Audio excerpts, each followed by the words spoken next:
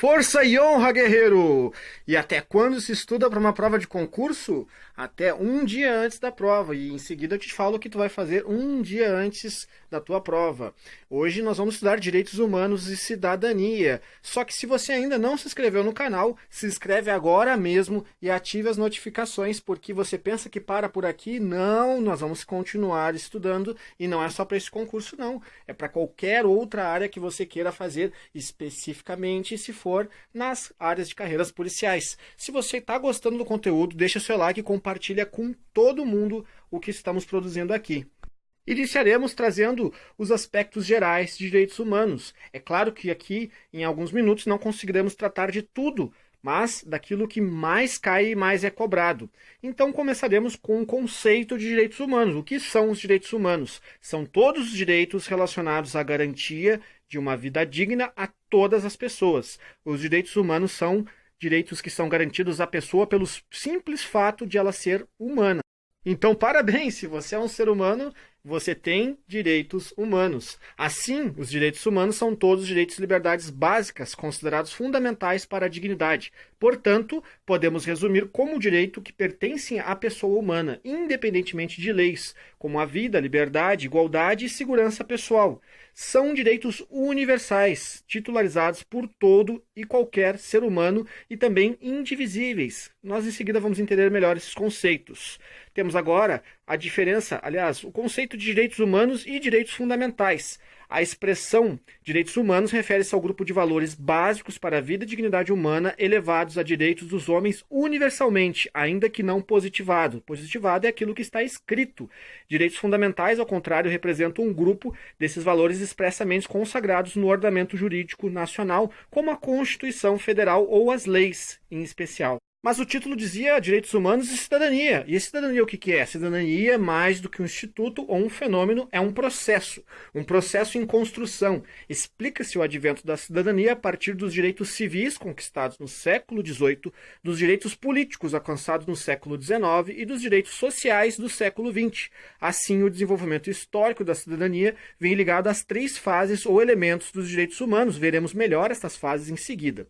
O elemento civil, relacionado com os direitos civis, liberdade individual, o elemento político, consubstanciado pelos direitos ligados à participação no exercício do poder político, e o elemento social, concernente aos direitos ligados ao bem-estar econômico e à herança social. Nós, na sequência, veremos esses direitos subdivididos como as dimensões, em seguidinha. Como regra, os cidadãos são os portadores de direitos, e é o conjunto desses direitos que dá à pessoa a possibilidade de participar ativamente da vida e do governo do seu povo. Quem não tem cidadania fica em uma posição de inferioridade dentro de um grupo, uma vez que está excluído da vida social. Por extensão, a cidadania pode designar o conjunto das pessoas que gozam daqueles direitos, e são, no caso, cidadãos. A cidadania, pois, significa a realização democrática de uma sociedade compartilhada por todos os indivíduos ao ponto de garantir a todos o acesso aos espaços públicos e condições de sobrevivência digna, tendo como valor fonte a plenitude da vida. Isso exige a organização e articulação política da população, voltada para a superação da exclusão existente. Assim, a cidadania e direitos da cidadania dizem respeito a uma determinada ordem política jurídica de um país, de um Estado no qual uma Constituição define e garante quem é cidadão, que direitos e deveres ele terá em razão de uma série de variáveis, como a idade, o estado civil, a condição de sanidade física ou mental, entre outras, por estarem sujeitos a uma determinada e específica ordem jurídica política. Os direitos do cidadão e a própria ideia de cidadania, portanto, não são universais. Elas variam de uma nação para outra. Daí, ao identificarmos cidadãos brasileiros, cidadãos argentinos, por exemplo, sabemos que variam os direitos e deveres dos cidadãos de um país para outro. É interessante, neste contexto, observar na Constituição de 88 o termo cidadania, ao contrário das cartas anteriores, recebeu importante atenção. Temos o inciso 2 do artigo 1º, o qual elevou a cidadania a princípio fundamental da República. Agora você começa a entender como exercício de cidadania o voto, o direito de ser votado. Também temos que, caracterizando o estado jurídico do qual desfrutam todos os nacionais, seus efeitos implicam participação do povo nos assuntos do Estado, interagindo, opinando e usufruindo dos trabalhos do governo. O princípio da cidadania outorga ao indivíduo a garantia de segurança quanto a uma potencial arbitrariedade do Estado também, ou em qual encontra nele limites para a sua atuação. Também o direito civil, que regula a idade e também não somente a idade, mas também a capacidade. Isso tudo é exercício de cidadania. Na Constituição Federal de 88, os dispositivos que abordam a cidadania são resolutos, ao lhes atribuir o sentido amplo, outorgado pelo rol, ou seja, pela lista de princípios fundamentais do título 1, do artigo 5º, ao estabelecerem respectivamente o mandado de injunção. Se você não lembra o que é, não tem problema, só pesquisa depois, e a gratuidade dos atos necessários ao exercício da cidadania como garantia das mesmas. Não somente a evidenciam como direito, mas sobretudo relevam sua natureza de estado jurídico daqueles que possuem a nacionalidade brasileira. Trouxe aqui o artigo 205, que firma como direito de todos e dever do Estado a educação para exercícios da cidadania, qual seja a participação política no governo e fiscalizadora dos deveres do Estado. Então é toda a interferência que o particular tem, o direito à interferência, também é uma forma de exercer a sua cidadania. Então o conceito de cidadania é variável e ele muda conforme cada situação. Você vai perceber isso em diversas citações da Constituição. Temos que os direitos humanos também pressupõem a cidadania não apenas como um fato e um meio, mas sim como um princípio, pois a privação da cidadania afeta substantivamente a condição humana, uma vez que o ser humano privado de suas qualidades acidentais, ou seja, o seu estatuto político, vê-se privado de sua substância. Assim, a cidadania é um pressuposto necessário dos direitos humanos, ou seja, da realização da condição humana, ser tratado pelos outros como um semelhante, direitos iguais. Em resumo, podemos dizer que o direito a ter direitos só pode ser exigido pelo acesso pleno à ordem jurídica, característica esta própria da cidadania. Você vai ver também que a Constituição traz lá o exercício pleno da cidadania a partir dos 35 anos, que é quando a pessoa pode se tornar presidente da República. Temos outros conceitos, mas que não vêm ao caso. É importante que você entenda o que quer dizer cidadania e exercício da cidadania. Na sequência, trouxe as características dos direitos humanos. A doutrina em geral faz referência a 4 características dos direitos fundamentais. Historicidade decorre das condições materiais e culturais de uma época, é fruto da evolução histórica de cada povo. Por isso, não pode ser os mesmos em todas as partes do mundo, pois é necessário respeitar as condições culturais e regionais. Você vai perceber agora a inalienabilidade. São direitos indisponíveis, ou seja, inalienáveis, e, portanto, não podem ser objeto de quaisquer negociações. Não é possível negociar um direito humano. Existe também a imprescritibilidade. Os direitos fundamentais não se sujeitam à prescrição. Isto é, veda-se ao legislador que estipule prazo para exercício do direito de ação com vistas a preservá-los. Portanto, pode-se dizer que são inalienáveis e também imprescritíveis os direitos. Temos aqui em seguida a irrenunciabilidade, ou seja, não pode o particular renunciar aos direitos fundamentais dos quais é titular. Pode, portanto, aliás, todavia, optar por não exercê-los em determinadas situações. Ele tem direito à renúncia ao exercício, mas ele não pode renunciar aos direitos em si. Temos agora em seguida as dimensões dos direitos humanos. A primeira dimensão de direitos é aquela marcada pelas liberdades negativas, isto é, aquelas que coincidem com a limitação do poder do Estado. Neste primeiro momento, a sociedade buscava uma esfera de livre possibilidade de interação, o que efetivamente acabou ocorrendo. Então, no caso, a redução da atividade do Estado. Importante ressaltar que, eventualmente, você pode se deparar com a palavra gerações de direitos humanos, certo? Isso é melhor aceito a palavra dimensões, porque uma geração supera a outra. A dimensão, elas vão se somando, que é o que nós queremos passar, a ideia que queremos passar. Porém, com a exclusão social atingindo largas proporções, viu-se a necessidade de retorno interventivo do Estado, o qual deveria assegurar a proteção às classes menos favorecidas, bem como fornecer aparato existencial mínimo às pessoas, de modo a lhes viabilizar uma vida digna.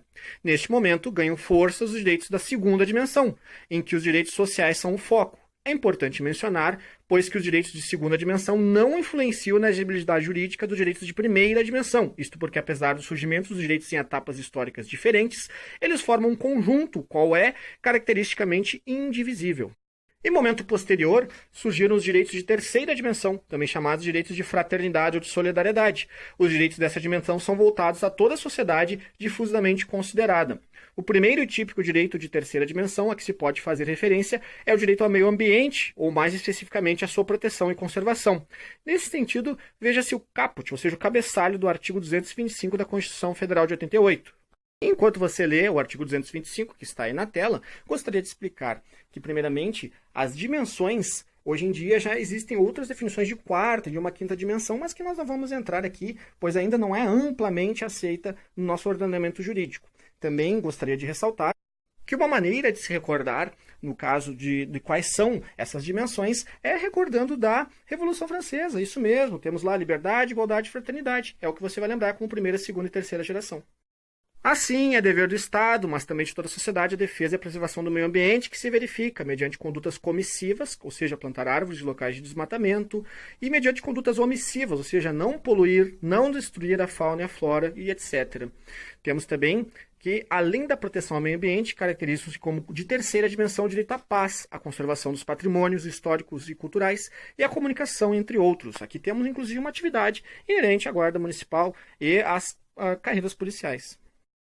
Coloquei no final aqui da nossa conversa de hoje alguns slides representando os períodos em que ocorreram as propagações desses direitos, das dimensões desses direitos. Você vai dar uma olhadinha só para ter conhecimento e para contextualizar com aquilo que ocorria ao longo do mundo, certo? Na época, para que você melhor compreenda até mesmo o surgimento. Ao final da aula, você vai perceber que existe um vídeo que ele é muito importante, que eu retirei do YouTube, é claro, e que ele conta a história dos direitos humanos. São apenas 3 minutos que podem mudar o seu conceito a respeito dos direitos humanos.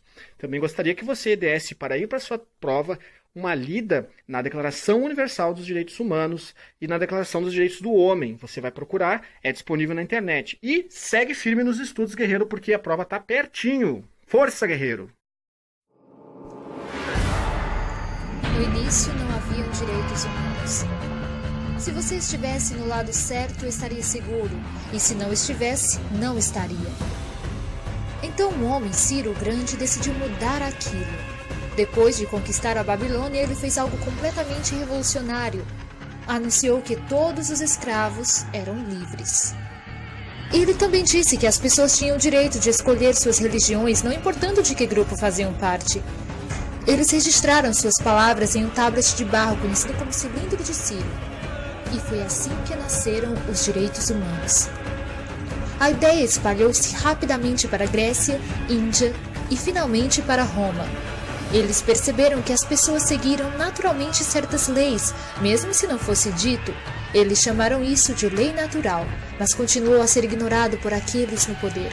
Até que 1000 anos mais tarde, na Inglaterra, finalmente levaram o rei a concordar de que ninguém poderia anular os direitos do povo, nem mesmo o rei. Os direitos das pessoas foram finalmente reconhecidos e agora estavam salvos daqueles no poder. Ou quase. Um grupo de rebeldes britânicos declararam independência, antes que o rei percebesse de que todos foram criados com direitos iguais.